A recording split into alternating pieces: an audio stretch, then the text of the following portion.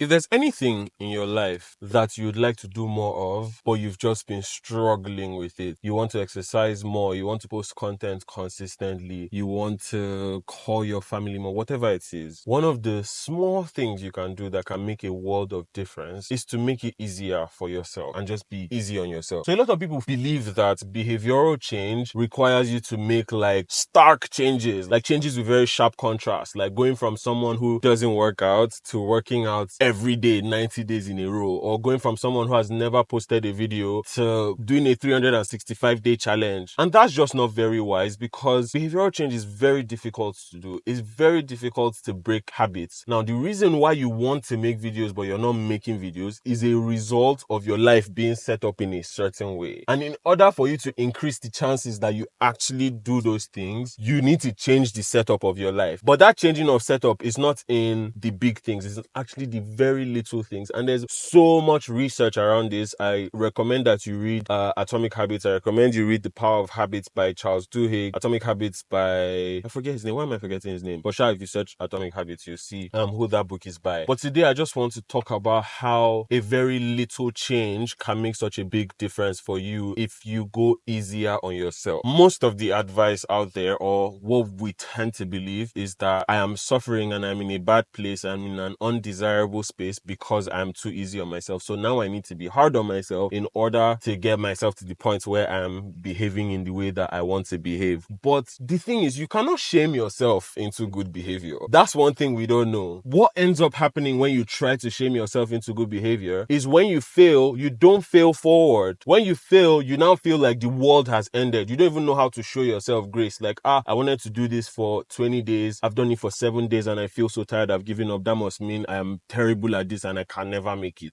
When really you should be speaking to yourself with kindness. So that's why I always tell people, you need to be kind to yourself. You need to be easy on yourself. You need to understand that where you're coming from is a very far place. The people who are able to do all the things you admire, it's taking a lot of time for them to get to that point. It's taking a lot of time, a lot of effort, a lot of deposits, like small deposits over a very long period of time for them to get to the point where they're able to do that thing that you're struggling to do. And you need to give yourself grace. So the first thing I would say everyone should do is to set smaller goals. Set smaller goals. There's no need for you to go from 0 to 100. You can go from 0 to 1, and that's progress. Because guess what? If you're looking at somebody who's doing 100 push-ups and you feel bad because you can't do 2 push-ups, and you commit to doing 5 push-ups for a week, right? Let's say you wake up and you start doing 5 push-ups every day. You get to the point where you're able to do 5 push-ups and you do that for 1 week. 5 times 7, that's 35 more push-ups than you did the whole of last year. So you need to change the way you even think about growth in general to know what you should be prioritizing. So setting smaller goals does not mean you are not making progress. The problem with our perception of progress is we keep comparing ourselves to people that we should be learning from. And when you compare yourself to the people that you should be learning from, instead of getting inspired, you get intimidated and you put yourself in a position where you're demanding too much from yourself. It's just not realistic how much you're demanding from yourself. So you might be able to do it for 1 day, you might be able to do it for 2 days. But what happens on the 3rd day? You go back to who you always were because of how your life is set up. And in those moments, instead of you to be able to show yourself grace and get back up, you don't know how to show yourself grace because your entire plan was to shame yourself into good behavior. So you see why it doesn't work? Set smaller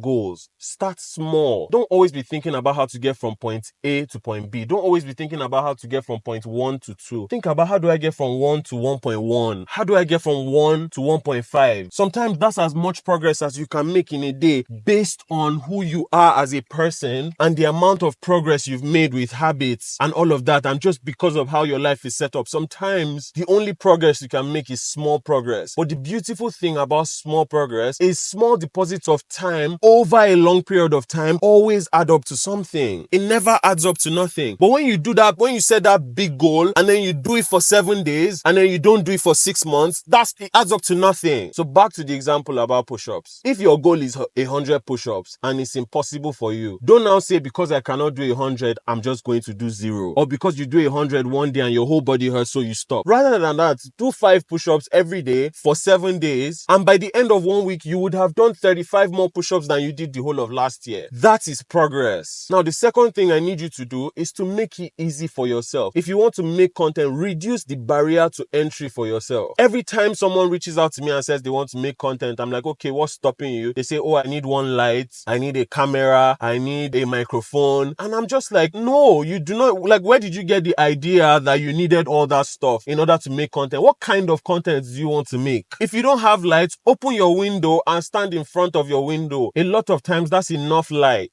And most people making content where it's like talking heads, you do not need a microphone. As long as you're in a place that is relatively quiet, you do not need a microphone. I've recorded several videos in my car with no microphone. You can go and check. I should probably put it in a box up here so you can see it. Go and check. Many of those videos I didn't use a mic. I'm using a mic on this video. You can see it. But a lot of times I'm not using a mic. I'm just recording straight into my phone. So you may be in a noisy place. You might have to visit your friend to make videos. If your reason is, oh, there's a certain phone I need, start with the phone you have. Start with the phone you have. Do you know why this is important? And there's people who say, you know, on YouTube or on Instagram, your content has to be a certain quality, otherwise people don't watch it. You are not only doing it for the audience, you are doing it for yourself. If you want to be a photographer and you don't have equipment yet, but you started to practice with your phone, the first day you're holding a camera, you already know about composition. You already know about lighting. Of course, you don't know everything about it, but you already know how light works. You already know that if you're taking a picture of someone outside, they should probably face the sun. You already know those little things because you started with your low quality phone. But if you waited till the time when you had a camera, then that would be your day one. So I need you to switch up how you're thinking about it. You're improving the amount of experience you have. Anybody who has made 100 videos, no matter what you've made it with, by the end of having made up to 100 videos, you are a better storyteller than the person with the best camera who has made no videos. So the person with the camera will make one video and it will be high quality. It will be easy on the eye and everything, but their story will be terrible. They don't know how to hold a thought. They don't know how to carry people on a journey. But if you have made 100 videos, no matter what device you made it with, even if nobody watched it, even if nobody commented, even if nobody engaged, you have become better. That's the reward for consistency. The reward for consistency is not always a large following. The reward for consistency is that one day you wake up and there's an opportunity to do something, and because of all the ways in which you showed up for yourself, even though nobody is watching, you find that you are prepared for that opportunity, more prepared than you even knew you were. That's the reward for consistency. So make it easier for yourself. Do not give yourself all these high and lofty requirements and prerequisites that are in between what you want to do and where you are. Do the low budget version of that thing you want to do. Do it badly, because you're not doing it for people at that point in your journey. You're doing it for yourself. So I'll give you guys an example. I've been struggling to record YouTube videos because I'm used to making short form content. Like sitting down to talk for 45 minutes bores me. I like to do that in person when I'm speaking at events, you know, and all of that where there's a live audience. But otherwise, I like to make short form content and just get along with it. So recording YouTube videos has been so hard for me. Like so many mornings I wake up and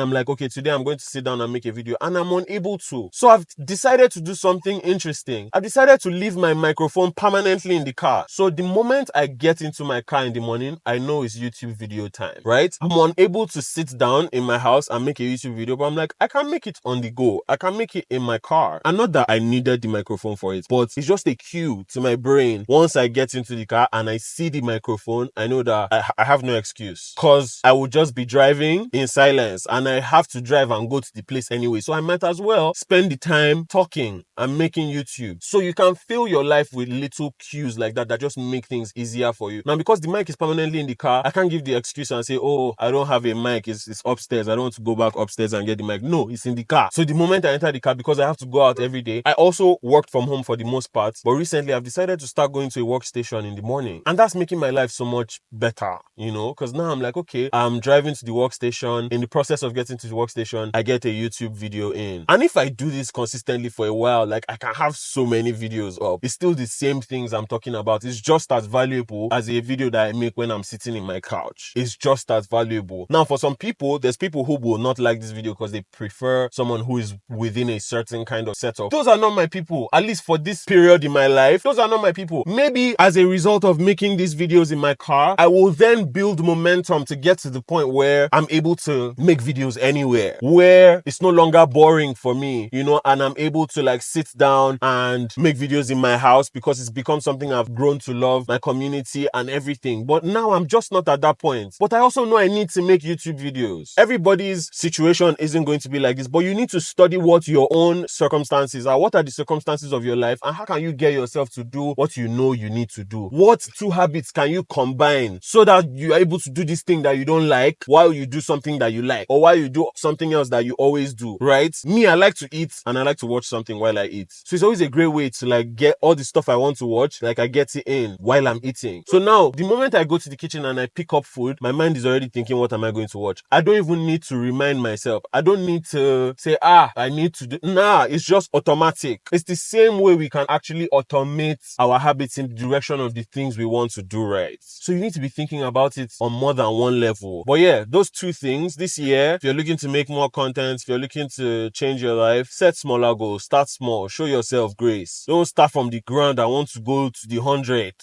start from the bottom. Now we're here is a song and a story that happened in a few minutes, but in real life, it didn't happen in a few minutes. It takes years. There's no such thing as an overnight success. It takes 10 years to become an overnight success. So set smaller goals and make it easier for yourself. Reduce the barrier. Anything, any cues you need to put that will remind you that this is what's important to me. This is who I want to be. This is what I want to do. Create those things around your environment. Let your environment inspire you. Hang out with people around whom your creativity finds better expression. Do you get? Help yourself. Stop saying, I don't have a phone. Borrow your friend's phone. Stop saying, I don't have tripod. Give your husband the phone to hold it. What's his use? Give your children, give your nephew, they should hold it. What's their use? Put your phone on a stack of books. Go outside, borrow phone. If even camera safe. If you need to learn photography, I'm sure that everybody has at least one person in their lives that can borrow you a camera for 1 hour a week. I'm sure. If you don't have anybody, you have somebody that has somebody. You're just not asking around enough. You're just not telling people. And honestly, what that now shows is that you're not hungry, right? So your life can be better. I'm rooting for you. I'm almost arrived at where I'm going. And I'm so glad. Like, this is making me so happy that I'm able to make these videos on the go and just talk about what's on my heart, even though I'm struggling. I'm not the most hardworking person. I struggle to make videos. This video exists because despite all my challenges, I have somehow put it out there. So I hope this encourages you and helps you know that that thing that you have to put out there is possible, and you don't have to become the best version of yourself before you do it. You can take small steps. You can set small goals. You can make it easier for you where you are. There's a quote I love so much. I think it's by Oscar Wilde, and I'm paraphrasing, where it says, the important work of moving the world forward does not wait to be done by perfect people. That's such a strong quote, because all the people that you admire, it's not because they are perfect. It's not because they don't have fears. Not because they don't deal with imposter syndrome. It's because they feel it and they do it anyway. So you need to allow yourself to get to that point, and you only get there with experience. You don't get to a point where you're like, all my fears are gone. Now I can do the thing. No, you feel the fear and you do it anyway. I can't count the number of events I've spoken at. It's in the hundreds. I still get nervous before I go up. But people can't tell. At the end of the speech, people can't tell that I was even the least bit nervous. But you just practice. You practice and you learn to live above your fears. Otherwise, you will not do anything. You will not do anything. Like, you'll just continue to watch people live your dreams and you will not do anything because you feel like you need to get to the point where you feel ready. But there's no such thing. There's no such thing. I never feel ready for anything. Most people never really feel ready for anything. It just happens. In fact, when people get hired for jobs, sometimes they think, me, how am I going to do it? I'm sure you have even felt that like that sometimes in your life, where you went to a job interview, you didn't expect you were going to get the job, but somehow you got the job and you're like, how am I going to do this? But you figured it out. And this isn't the first time you did it as a child. You didn't know how to walk. You figured it out. You didn't know how to brush your own teeth. You figured it out. You didn't know how to eat with a spoon. You figured it out. It's not rocket science. You're going to figure it out. Take it one day at a time. I'm rooting for you. Have a wonderful rest of the day. If you could watch up to this point, please like and subscribe so you see more videos from me. Turn on notifications. Have a wonderful day, guys. Bye-bye.